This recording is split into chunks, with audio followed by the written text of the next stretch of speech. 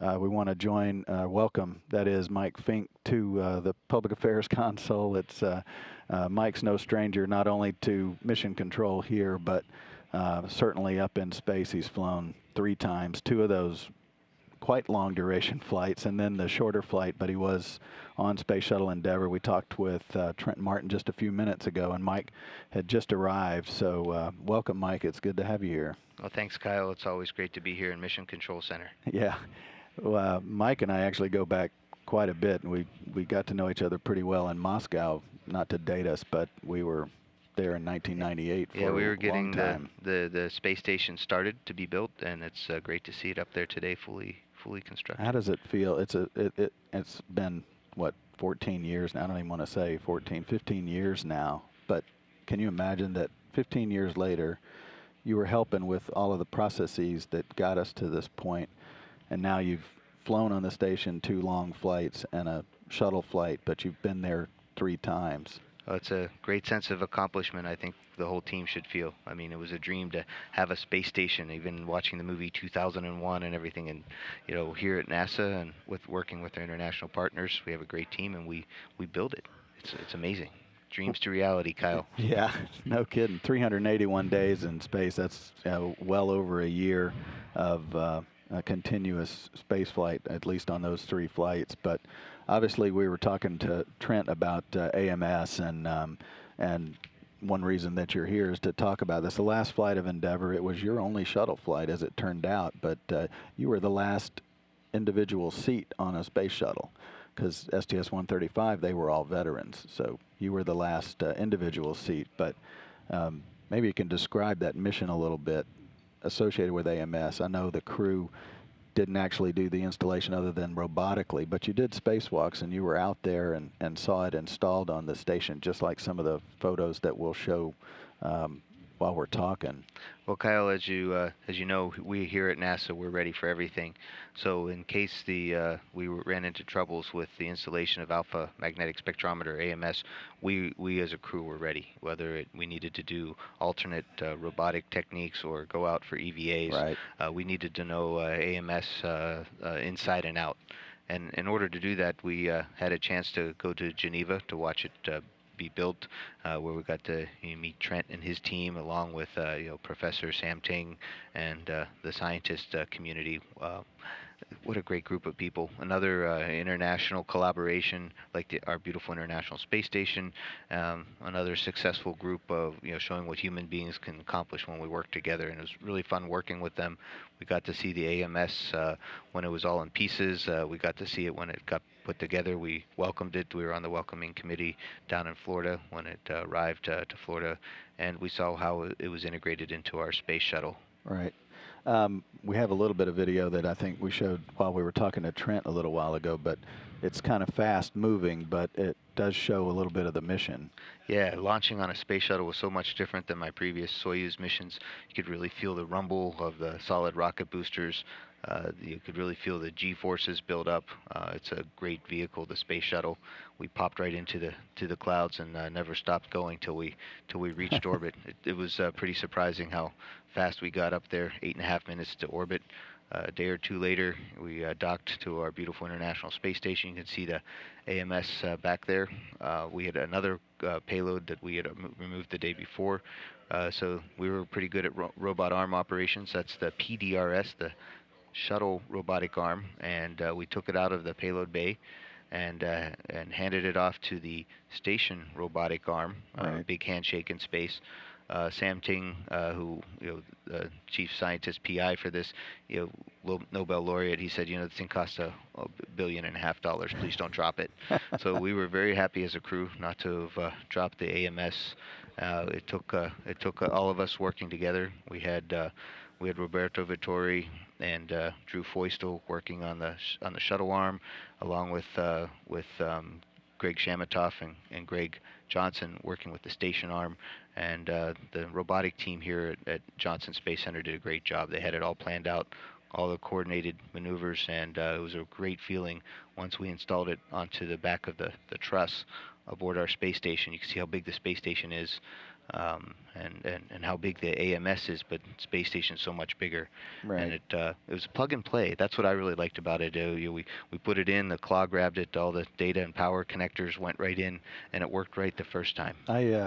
It's funny that you said plug and play, because in the station mission management team meeting this morning, I happened to see Gary Horlocker there, who was our lead flight director for STS-134 on the shuttle side of the mission, and I asked him that specific thing, you know, in terms of crew involvement.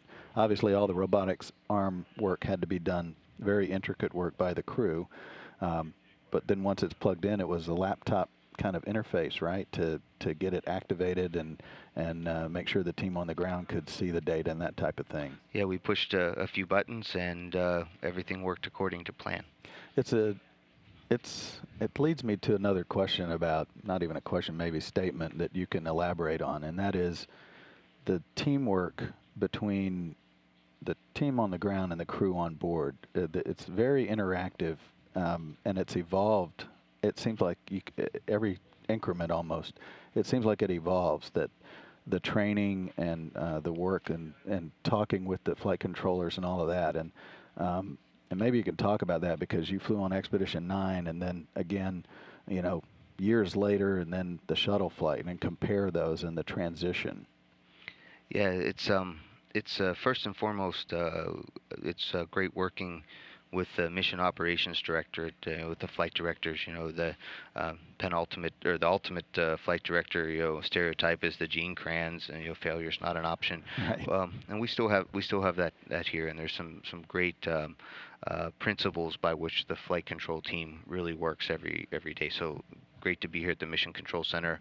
I still get the Capcom, and you can see the coordination that it takes. I mean, that's a really big space station. We're not in charge of it up there. We don't drive it around. I mean, it's going around the Earth. We have folks monitoring the critical systems, Right. and that frees us up. So we're not monitored. You know, it doesn't take 10 of us on board to monitor things that can be down here on the ground, see how our electrical power is going. So it frees us up to do the research and to do the things that that only we can do on board. And being able to be in synchronization with your ground control team is a great feeling, and it's a great sense of accomplishment for all of us when, you know, when we succeed in things like the Alpha Magnetic Spectrometer, or that flame experiment that you know, Chris Cassidy setting up today. You know, once if that first flame comes on, it's like, yay, you know, and everyone's excited. Yeah, that experiment work is really ramping up. In fact, you know, all week, this week and next week, they're upgrading the communication system that's adding 2 space-to-ground voice channels and additional television channels for experiment work too. So it's definitely evolved, and now into a true scientific laboratory up there.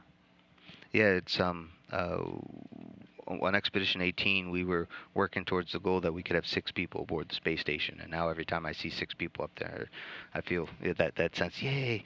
But we need more comm, because, you know, there could be a you know, primary investigator, you know, lead scientist down on the ground, and he needs to help you, you know, your hands and ears and eyes on board. Right. But maybe he or she knows something that can help you make the experiment better. We can tweak it in real time, and having that extra comm channel so that we're so that other things can be done, maintenance or another experiment can be done.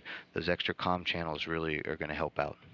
There was one other picture that Trent showed that hopefully we'll get to show, and I wanted to ask you, because life inside the station obviously is as a laboratory, but during 134 you did 3 spacewalks on that flight, and Trent showed a picture from way out on the end of the truss that had AMS in the foreground, the station, and Endeavour, and that must really give you a really good perspective of the size. But talk about what it's like. I know you're focused on your work and your work site when you're translating around out there, but talk about when you have an opportunity to look out like this view and see that entire complex. So our lead spacewalker was Drew Feustel, and I had done spacewalks before, but they were Russian spacewalks, and so this was my these were my first spacewalks on the American side, and Shamatov, this was his first spacewalk at all, you know, this first chance Right. at spacewalk. So Feustel reminded us a lot, you know, do your work, get it done right, but now and then stop and take a look. and it's absolutely amazing. You saw in that previous picture, and you can see here, there's a lot of things going on. That's myself and Shamatov out there working outside. But we did stop and, I don't say smell the roses, but take a look, and you could see how big our space station is, how many parts are out there. This is one of my favorite shots ever. Great shot. You can see that's Shamatov, but I'm in the visor, and that's me and my buddy Greg. We worked together on Expedition 18, so it was great to see him out there. But we were finishing up construction of the American part of the space station, we took the big robotic boom that we used for space shuttle inspection, right. that we left it on the outside of space station in case we ever need to go back and fix a solar array or something. It's a very long stick that we can put at the end of the arm and grab things or hold things or send someone out there. Right. So talk about what you're doing now relative to supporting the astronaut office and the agency. Yeah, you bet. I'm sure you guys talk a lot about NASA's missions now. We still have our International Space Station. We have astronauts getting training. We have astronauts on board, and we're going to continue on to the end of space station doing that.